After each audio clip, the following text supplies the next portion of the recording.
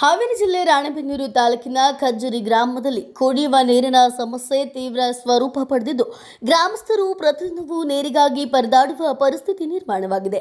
ಹಲವು ಬಾರಿ ಗ್ರಾಮ ಪಂಚಾಯಿತಿಗೆ ಮನವಿ ಸಲ್ಲಿಸಿದ್ರು ಯಾವುದೇ ಕ್ರಮ ಕೈಗೊಳ್ಳದೆ ಇರುವುದರಿಂದ ಸಾರ್ವಜನಿಕರು ಆಕ್ರೋಶ ವ್ಯಕ್ತಪಡಿಸಿದ್ದಾರೆ.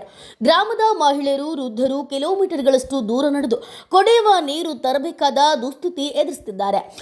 ಬಿಸಿಲಿನ ತಾಪ ದಿನೇ ದಿನೇ ಹೆಚ್ಚಾಗ್ತಿದ್ದು ನೀರಿನ ಕೊರತೆ ಜನಜೀವನವನ್ನು ಕಂಗೆಡಿಸಿದೆ. 5-6 ವರ್ಷಗಳಿಂದ ನಿರ್ಲಕ್ಷ್ಯಕ್ಕೊಳಗಾಗಿರುವ ನೀರಿನ ಟ್ಯಾಂಕ್ ಯಾವುದೇ ಕ್ಷಣದಲ್ಲಿ ಭೂಮಿಗೆ ಅಪ್ಪಳಿಸುವ ಸ್ಥಿತಿಯಲ್ಲಿದೆ ಎಂದು ಗ್ರಾಮಸ್ಥರು ಆತಂಕ ವ್ಯಕ್ತಪಡಿಸಿದ್ದಾರೆ. ಮೂಲ ಸೌಕರ್ಯಗಳಾದ ಚರಂಡಿ ವ್ಯವಸ್ಥೆ, ಕುಡಿಯುವ ನೀರು ಸೇರಿದಂತೆ ಹಲವು ಸಮಸ್ಯೆಗಳು ಬಗೆಹರಿದೇ ಉಳಿದಿದೆ.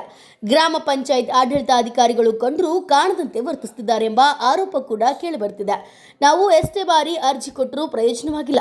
ಈಗಲಾದರೂ ಸಂಬಂಧಪಟ್ಟ ಅಧಿಕಾರಿಗಳು ಎಚ್ಚೆತ್ತುಕೊಂಡು ಶಾಶ್ವತ ಪರಿಹಾರ ನೀಡಬೇಕಂತ ಗ್ರಾಮಸ್ಥರು ಒತ್ತಾಯಿಸಿದ್ದಾರೆ. ಈ ಸಮಸ್ಯೆಗೆ ತಕ್ಷಣ ಕ್ರಮ ಕೈಗೊಳ್ಳದಿದ್ದರೆ ಗ್ರಾಮಸ್ಥರು ಹೋರಾಟದ ಹಾದಿ ಹಿಡಿಯುವ ಎಚ್ಚರಿಕೆಯನ್ನು ಕೂಡ ನೀಡಿದ್ದಾರೆ.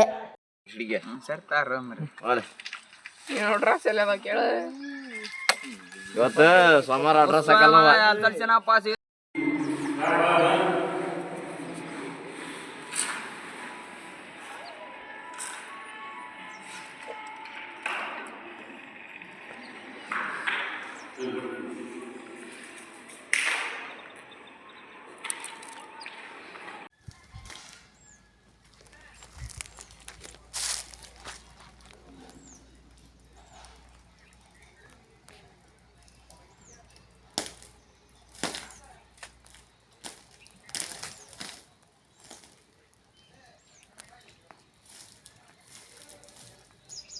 kalau nontonnya udah jargi dari radio katanya udah radio